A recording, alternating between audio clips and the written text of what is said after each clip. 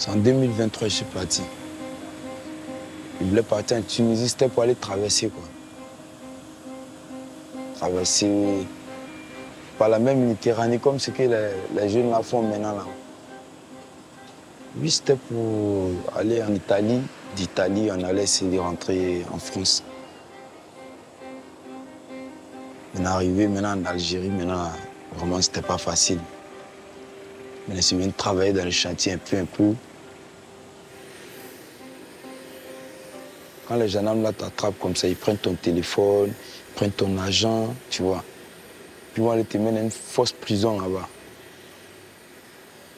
Où tu dors là, tu pisses là-bas. Où tu dors là même, c'est là-bas tu chies, tu vois. Quand c'est courant, ça peut te rendre malade même. Tu risques de mourir, tu vois. Chaque jour, je demandais à Dieu de me renvoyer dans mon pays. Chaque jour, je demandais à Dieu. C'est la seule prière qu'il faisait. Mes amis m'ont dit, allons, allons. J'ai dit, non, je ne peux pas aller. Non, allons, que tu as eu peur, tu es maudit. Allons, allons, on va traverser, on va rentrer en Europe. J'ai dit, non, moi, je reviens au pays.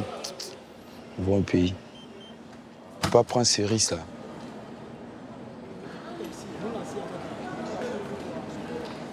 Cette nuit-là, ils sont 13 à rentrer à Abidjan, la capitale économique ivoirienne. Impossible de filmer leur visage, seul Harouna Karamoko a accepté de raconter son aventure. Après des mois de calvaire en Afrique du Nord, cet Ivoirien de 27 ans a demandé un retour volontaire à l'OIM, l'Organisation internationale pour les migrations. Ce qui me manquait le plus, ma famille, mon fils. Au fait, je voulais les voir le plus rapidement possible. Et puis, ma petite amie aussi, elle, père à son âme, elle est partie le 13 janvier.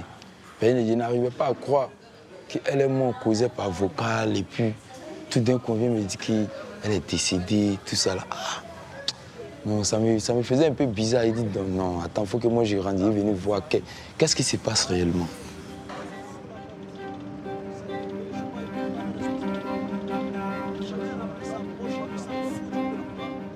Ma famille m'a dit de ne pas venir, ils m'ont dit de ne pas venir, mais moi j'ai dit je vais venir. Ils m'ont dit non, de ne pas venir, s'ils viennent, ils ne vont pas parler avec moi. Mais puisque eux, ils ne sont pas là-bas, c'est nous, on voit la réalité.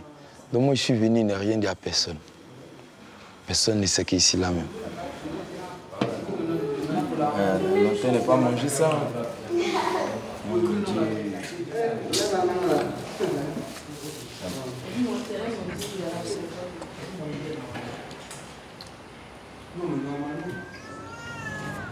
Ils n'ont prévenu personne de leur entourage. Ils savent que ce retour sera vu comme un échec. On les appelle les maudits. Mais eux sont soulagés et espèrent un nouveau départ. Je me présente, je suis Nicole, agent de l'OIM. Ok, enchanté. Ça, c'est votre carte OIM. Voilà. Donc, c'est la carte qui nous permet de savoir que vous faites partie de nos bénéficiaires. Donc, lorsque vous allez nous appeler, nous contacter, ou lorsqu'on va vous contacter, on va vous demander souvent ces codes-là. Ça nous permettra de vous retrouver dans nos fichiers. Donc, normalement, si tu es d'accord avec toutes ces informations-là, tu signes là. Pour inciter au retour, l'OIM promet aux migrants une assistance financière. Quelques heures après leur arrivée, première désillusion. Étant déjà à Alger, à OM, on nous a dit nous allons recevoir des habits, téléphones, voilà, puis chaussures, et puis avec une somme de 160 000 francs. On nous a dit ça. Comme on a reçu 32 800, bon, ce qui a été dit là-bas, bon, comme on n'a pas vu là, donc c'est pour ça qu'on a dit, ah, on va vous expliquer ça. Oui. C'est ce que les collègues vous ont dit. Ouais, oui, c'est ce qu'on nous a dit là-bas, qui est arrivé ici sur le sol ivoirien. Le retour est amer. Face au mécontentement des anciens migrants, le représentant de l'OIM en Côte d'Ivoire plaide la bonne foi. Alors, oui, c'est compliqué pour les personnes de se retrouver dans ces différentes assistances qu'on peut fournir. Ces différences, elles sont difficiles à communiquer avec les migrants parce qu'eux discutent entre eux, ont des attentes particulières. C'est des programmes qui sont mis en œuvre depuis des années. Il faut comprendre qu'on a affaire à des personnes, à un public qui rentrent souvent par défaut. C'est-à-dire qu'ils étaient partis de Côte d'Ivoire avec une certaine destination en tête, un projet, des espoirs d'une vie meilleure, différente. Et souvent, quand ils nous contactent, c'est un peu dans des circonstances où leur projet a échoué ou n'a pas pris le tour qu'ils espéraient qu'il prenne. Donc on a en face de nous des personnes qui sont frustrées et donc qui le manifestent en rentrant. Et l'aide, quelque part, est jamais suffisante. Depuis 2017, le bureau de l'OIM en Côte d'Ivoire a organisé le retour de plus de 14 000 personnes. Mais il serait des dizaines de milliers à être revenus par leurs propres moyens. En périphérie d'Abidjan, l'immense capitale économique ivoirienne ne cesse de s'étendre. Jeanne d'Arc Zagoré a décidé de s'installer dans un de ces nouveaux quartiers en construction. Cette mère de 2 enfants a vécu 7 ans en Tunisie. Elle est revenue sans rien et a dû repartir de zéro.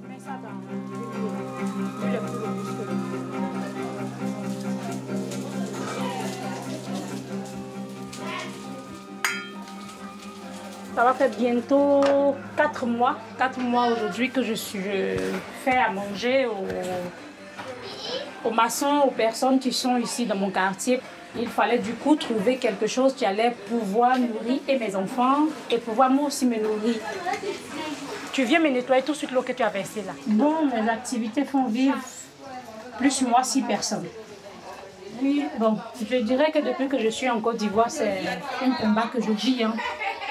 C'est un combat, le combat de l'intégration, le combat de m'affirmer, le combat de m'affirmer en tant que personne, en tant qu'individu. Quand la viens bébé, faut me l'envoyer. En Tunisie, Jeanne d'Arc Zagoré s'est vue confisquer son passeport avant d'être séquestrée, puis vendue comme esclave à une famille tunisienne. À son retour, elle s'installe à Gagnoa, son fief familial, au centre de la Côte d'Ivoire. Indésirable, elle s'en va et se retrouve à dormir dans la rue à Abidjan. Dans cette période difficile, seule sa mère est restée à ses côtés. Malheureusement pour moi, comme pour beaucoup d'autres migrants, ça n'a pas été facile parce que moi, je n'ai pas été accueillie par la famille. J'espérais en fait un autre accueil, mais malheureusement, c'est celui auquel je m'attendais que j'ai eu comme accueil. Un accueil froid, d'abord, après un accueil de rejet, parce que j'ai été rejetée par ma famille. En un mot, quand je suis arrivée, la famille n'a pas écouté en fait ce que j'ai vécu. Je n'ai même pas eu quelqu'un pour me poser la question de ce qui s'était passé là-bas, où j'étais et tout ça. Personne n'a jamais voulu savoir ce que j'ai vécu réellement. Quand on ne demande pas, on ne parle pas. Donc, ce qui m'a vraiment marqué, c'est le fait qu'on m'ait dit clairement que tu n'as rien foutu de ta vie lorsque tu es parti. On me l'a dit clairement. J'avais rien fait de ma vie. La pointe de l'espoir. Rien comment? Lorsqu'il y avait des réunions de famille, je n'étais pas invitée. Parce que, en résumé, lorsque tu n'as rien, tu es venu sans rien, qu'est-ce que tu peux apporter à la famille? Il y avait la cérémonie de mariage, de dot de mon aîné.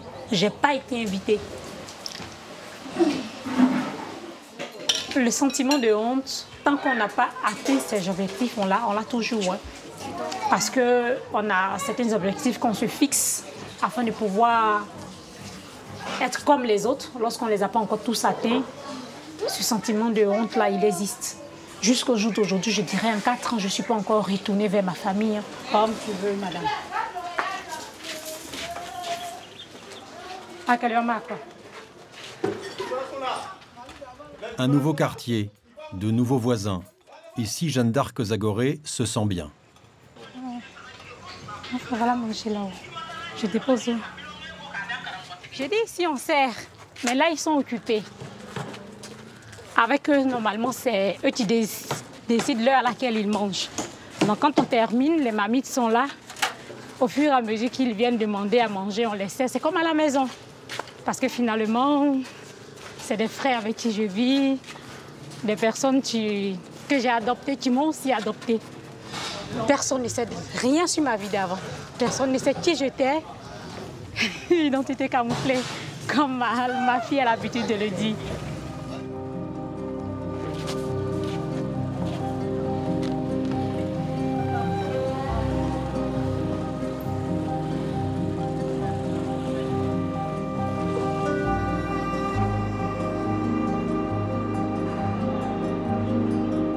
Lassine Bamba, enseignant-chercheur, est à la tête de l'AFSI, une fondation italienne engagée sur les questions de migration.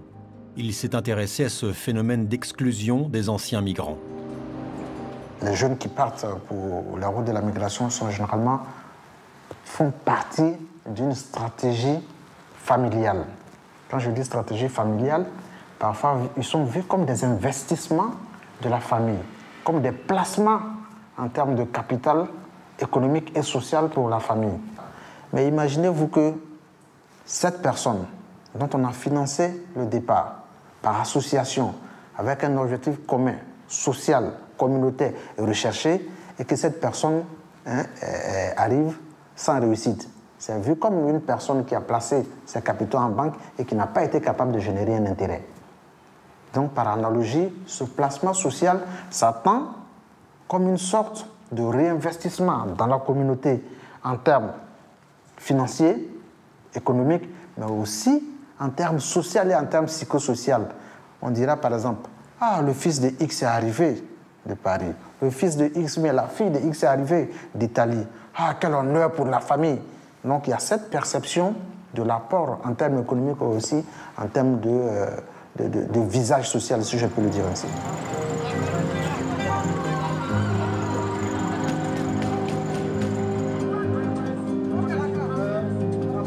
En Côte d'Ivoire, l'émigration vers l'Afrique du Nord et l'Europe est avant tout un phénomène urbain.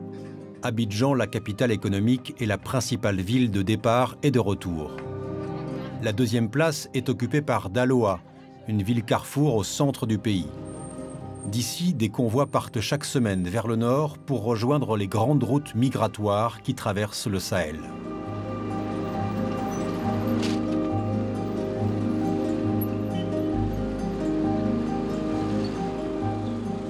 Oui, allô?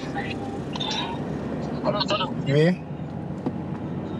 Dis-moi, c'est Carrefour Manioc, non? Ou bien rond-point? Oui, tu descends au rond-point Manioc, là, tu m'attends, là. Je prends 2 personnes, je viens tout à l'heure. Claude Tano a connu la vie de migrant et le retour douloureux. Il a décidé de créer une ONG, Diaspora Eboukayehu, pour venir en aide aux plus vulnérables. Depuis 2019, il sillonne les quartiers de sa ville pour rencontrer les migrants de retour et les candidats au départ. Il y a encore un jeune ici à Daloa qui travaille vers MTN. Je suis allé faire une sensibilisation dans une école Saint-Joseph. Et dans les échanges, le lendemain, il est venu me voir qu'il était prêt à l'instant T, les gars, de voir en groupe. Mais à cause de tout ce que nous on a dit là, il a décidé de rester. Aujourd'hui, il travaille, il est là. Ce que moi j'aurais souhaité même, quand les migrants viennent comme ça, c'est vrai, dans un premier temps, on peut les soutenir. Mais pourquoi ne pas les introduire tout de suite à travailler à quelque part? Et quand le migrant il arrive aussi, il a besoin de changer de milieu. Le fait de lui trouver un boulot, ça l'aide. Parce que quand il arrive là-bas, dans les nouveaux camarades, ils vont changer et il oublie le stress passé. C'est ce que moi j'aurais souhaité. Dans sa ville, Claude Tano prend des nouvelles de tous ceux qui sont partis à l'aventure. En colère, certains migrants de retour réclament au gouvernement les aides qui leur ont été promises. On a rempli des formulaires sur formulaires sur formulaires sur formulaires sur formulaires pour nous remettre encore l'argent. C'était du palabre. Et quand on a eu les 160 000, ils nous ont dit allez-y dans les villages, ça c'est un transport pour que vous rentrez dans les villages. On a déjà pris vos références. Dans 2 semaines, on vous appelle. 2 semaines, tous nous sommes rentrés à Daloa ici. Quel genre de dossier pour des gens qui sont venus en situation de détresse, qui n'ont rien? Ils nous ont fait faire des dossiers et jusqu'à présent, on continue de faire les dossiers. Sans rien. Sur les 120 pour le moment, on a eu 3 personnes qui ont eu l'argent. 2 filles, 1 garçon, qui ont pour le moment eu le financement du gouvernement. Et aujourd'hui, on a abandonné, on est livré à nous-mêmes. On est livré à nous-mêmes. Marie Godokwadja a passé près de 10 ans en Tunisie, avant de rentrer en 2022 avec son fils. Elle aussi se sent abandonnée. On est fatigué. En fait, de toujours, on nous pose les mêmes questions. Ah, en Tunisie, c'était comment? Ah, vous avez vécu quoi? Oh, qu'est-ce que c'est difficile? Oh, mais il n'y a personne, il n'y a pas de solution. Il n'y a rien. Rien ne bouge. Il y en a plein qui sont retournés. Même, il y en a plein peut-être qui sont en train de se préparer à retourner. Donc il ne s'agit pas de dire aux gens, oui, écoutez, l'immigration clandestine, c'est pas bien, c'est mauvais, vous allez mourir. Mais les gens sont déjà morts. Dans leur tête, ils sont déjà morts. Donc ils s'en fichent de partir, d'essayer de continuer. En tant que mère célibataire, elle a pu toucher une aide d'urgence. Mais 18 mois plus tard, elle n'a plus rien et n'a plus la force d'affronter l'administration. Le lendemain, Marie Godokwadja donne rendez-vous chez elle. Bienvenue chez moi. Voilà, c'est ma petite villa à moi. C'est ici que je vis avec mon petit garçon de 8 ans. C'est ici que j'ai eu ma formation. Bon, voilà. Ma petite vie, mon petit chez moi. Voilà. Là, vous avez mes produits. Donc, ce sont que des matières premières pour fabriquer tout ce qui est cosmétique. Donc, gel douche, shampoing, crème, lait. Ce stade-là, je pense, je vais mettre... Ça, c'est l'acide de panique. Je me rappelle très bien que mon père m'a fait asseoir pour me dire c'est pas facile l'aventure, tout ça. Je n'écoutais même pas. J'étais prête à aller. Je n'écoutais rien du tout. Mais aujourd'hui, bon, avec l'âge que j'ai, je pense que c'est plus important pour moi. Le plus important, c'est mon bien-être. C'est le bien-être de mon fils. Je ne peux plus. Si je restais une seule minute de plus en Tunisie, je devenais folle. Impossible. Il y avait trop de choses. Des gens avec lesquels tu discutes aujourd'hui, qui sortent de la maison, qui te disent au revoir. Vous savez très bien que ceux qui voyagent ne disent jamais au revoir. Ils te disent jamais « Ah, je m'en vais demain pour prendre le bateau et traverser et tout ça. » Mais le lendemain, tu entends « Ah oui, mais ta copine qui était avec toi, mais elle était dans le bateau, elle est restée dans l'eau. » Facilement comme ça. Moi, je suis restée 12 ans. Imaginez-vous combien de personnes j'ai perdues. Si c'est ça l'aventure, non. Je pense que j'ai compris que le bonheur, c'est pas forcément l'argent. Peut-être que j'ai compris ça. Mais je sais pas pourquoi je suis tranquille, je suis bien, j'ai pas d'argent. Puis il y a mon fils qui est là.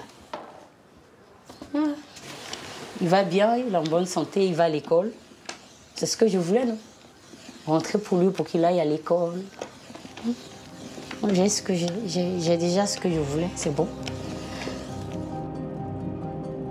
À Daloa, lors de ses tournées quotidiennes, Claude Tano rend aussi visite à un public plus fragile, les familles des migrants qui ont disparu. Ok. Salam alaikum. Ok. A bɛ taara nin a n'a terikɛ le bɔra yan ka taa a bɛ taa la ne yɛrɛ le wulila walayi ala ne wulila k'a bilasira dara da gidɔrɔn la a ko n ma 200 tun bɛ n bolo n k'a ta k'a d'a ma a ko n ma i bɛ taa sa dumuni na i bɛ dɔn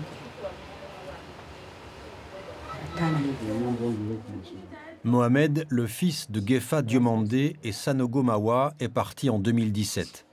Il a travaillé pendant 6 ans sur les chantiers en Algérie avant de se rendre en Tunisie. Enfin, moi aussi, ça. Je te le dis, c'est un témoin, je te mets s'il a été dessus. Dès qu'il était papa, tu me dis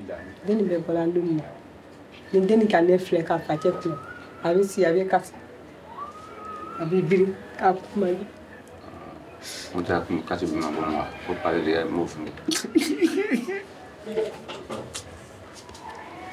Deli tala a woloba fila hinɛlen ma n'o tɛ deli kelen ma deli bɔra yan ka taa a woloba fila ni hinɛ dɔ la wa a bɔra yan fɔlɔ a taara don Alizeri akasi o yɔrɔ la ka baara kɛ a ka baara kɛ fo n'a ka dɔnni sɔrɔ a b'a bila ka na d'a ma n'a ka dɔnni sɔrɔ a b'a bila ka na d'a ma o kɔfɛ a tora Tunisie le n ta denmuso premier nin ale sala o ta cɛ de bɛ nin ye denmuso premier dila nin ne ma o sala ka cɛdenni 2 le to cɛdenni premier nin a bolila tun k'ale bɛ taa y'a tonton kɔ ne ko ne sara i bɛ to yan a ko ma n bɛna taa tonton kɔ den taara tugun a ka mɛn min kɛ ko nin ta den nana a ka wuli den taara kɛrɛfɛ bon sisan o tora yen ko u nana baton ta. La dernière fois qu'ils ont pu parler avec lui, c'était le 3 août 2023 au matin. Il embarquait sur un Zodiac pour rejoindre l'Italie. Ils sont sans nouvelles depuis. À l'été 2023, près de 14 000 Ivoiriens ont débarqué sur l'île italienne de Lampedusa. Mais combien sont-ils à tenter leur chance et à se retrouver coincés au Sahel ou à mourir en Afrique du Nord, dans l'antichambre de l'Europe? Comment expliquer tous ces départs pour un destin incertain alors que la Côte d'Ivoire est un pays qui connaît l'une des plus fortes croissances du continent? Faut-il y voir le signe d'une explosion des inégalités? Ce n'est pas l'avis de Gaoussou Karamoko. Ce n'est pas une question économique qui explique la migration en Côte d'Ivoire. En tout cas, pas essentiellement l'économie. Parce que les migrants arrivent à épargner, à payer les trajets de migration, qui parfois vont au-delà de 3, 4, 5 millions. Par contre, ce qui explique la migration, c'est cette bulle qu'on a construite qui fait croire qu'on peut vite s'enrichir de l'autre côté. On suppose qu'en France ou ailleurs, c'est plus facile d'amasser de la richesse qu'ici. Donc quelqu'un qui a une activité moyennement lucrative estime que s'il va de l'autre côté, rapidement il pourra avoir de l'argent parce qu'il y a une valeur qui est élevée. C'est la grande France, l'ex-colonie. Bref, il y a un ensemble de clichés qui accompagnent la migration qui fait que quand l'enfant revient, ou du moins quand le jeune homme revient, sa famille n'accepte pas son retour.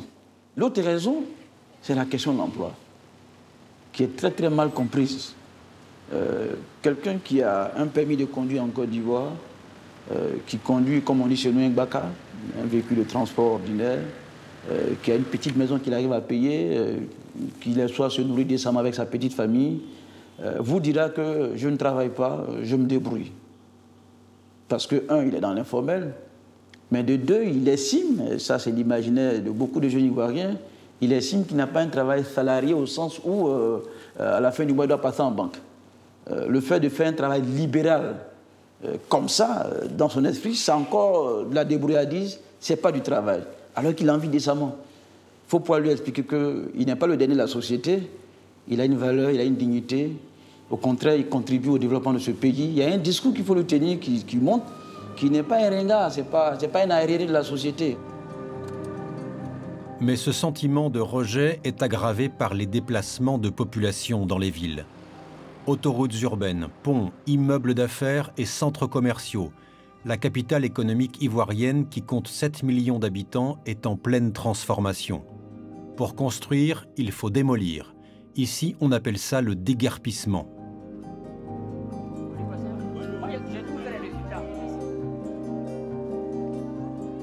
À Atekoubé, une des communes d'Abidjan, un pont à péage sort de terre et menace les riverains.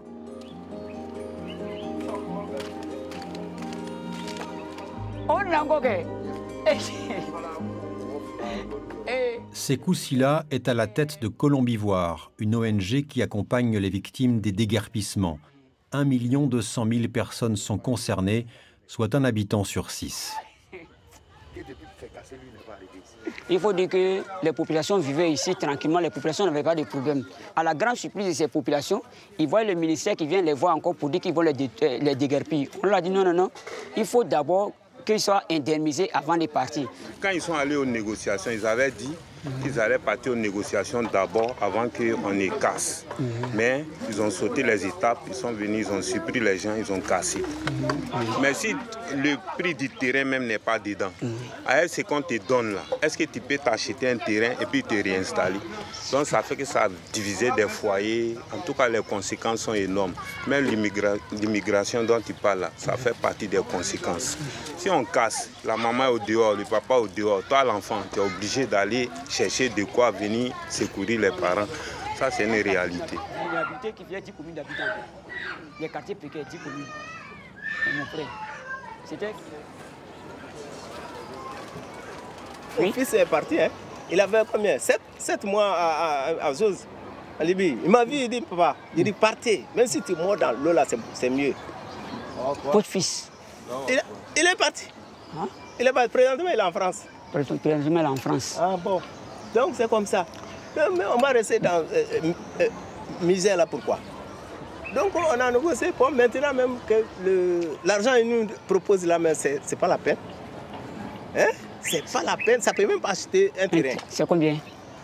Mais pour moi ici c'est 3 533 433 francs. 3 500 33 433 francs. Avec 4 pièces. 4 pièces. En 2019, le gouvernement annonçait son objectif, déguerpir d'ici à 2025 les 132 quartiers précaires de la métropole. Voici les fauteuils. Voici les fauteuils. On vient casser des coins avec une mise en demeure de 48 heures. On casse des coins avec une mise en demeure de 48 heures sans être indemnisé. Et ils trouvent que c'est normal. Pour mettre la vie des gens à zéro. Tu perds ta maison, tu perds tes objets, tu perds de l'emploi. Comment allez-vous?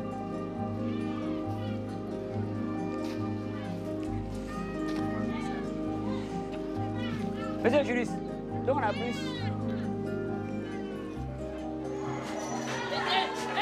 Du travail, Adama, Abdoul et Yaya passent leur journée à en chercher dans la commune voisine d'Abobo. Sans diplôme, ces 3 copains écument les chantiers dans l'espoir d'y être embauchés à la journée. Car pour financer leur départ, les candidats à la migration enchaînent les petits boulots. 9 emplois sur 10 proviennent du secteur informel, le moteur de l'économie nationale. Un matin de février 2023, le trio est monté dans un bus en direction de l'Europe.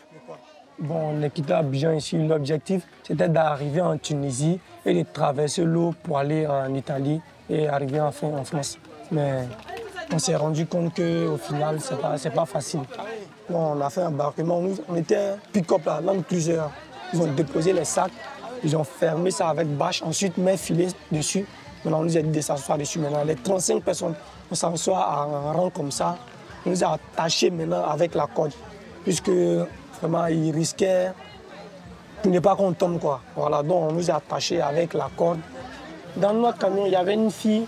Bon, le chauffeur, il a pointé l'arme sur la fille. Il dit qu'il va sortir avec elle forcément, sinon il la tue. Tu vois? Donc, elle était obligée de céder. C'est bon.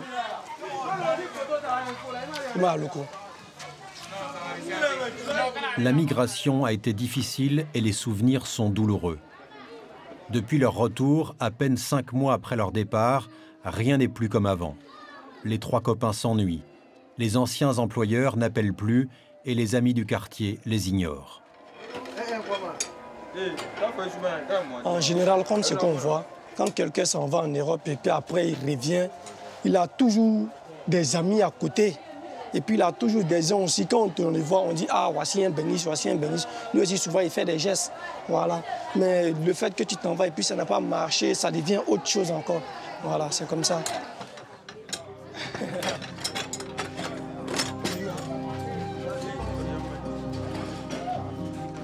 Aujourd'hui, le trio n'a qu'une seule obsession, repartir. Souvent, on vient, on s'assoit, on cause. Bon, comment on va faire pour partir? Si on s'en va, comment on va faire? Mais le premier point d'abord, c'est d'avoir l'argent d'abord. Si on a pu avoir l'argent, si on voit que l'argent qui est chez nous, ça peut nous envoyer à quelque part. Voilà. Là, maintenant, on va décider quel jour maintenant partir. par où on doit passer maintenant.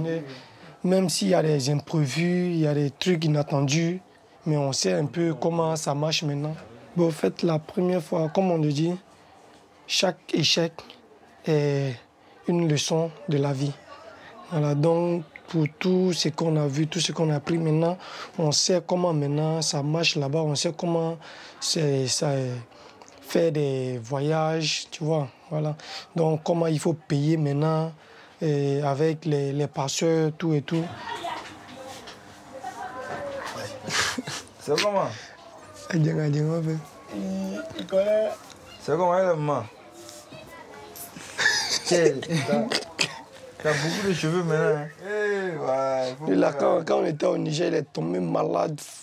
Non, lui. Non, mais maintenant ça va. Ouais. Tu vois, ça va maintenant. T'as grossi. Tu vois, tu es là pour tout. Tu vas couscous là-bas au champion. Couscous là, c'est pas bon. Non, là, mais attends, là, nous on veut venir là-bas, c'est comme en route là-bas. Actuellement, il n'y a plus de refoulement, on n'attrape pas les gens, que les routes sont bonnes actuellement. Au quartier, le poids de l'échec est trop lourd pour ces 3 jeunes. Il faut prouver aux autres qu'eux aussi sont capables d'aller en Europe, que la malédiction a disparu.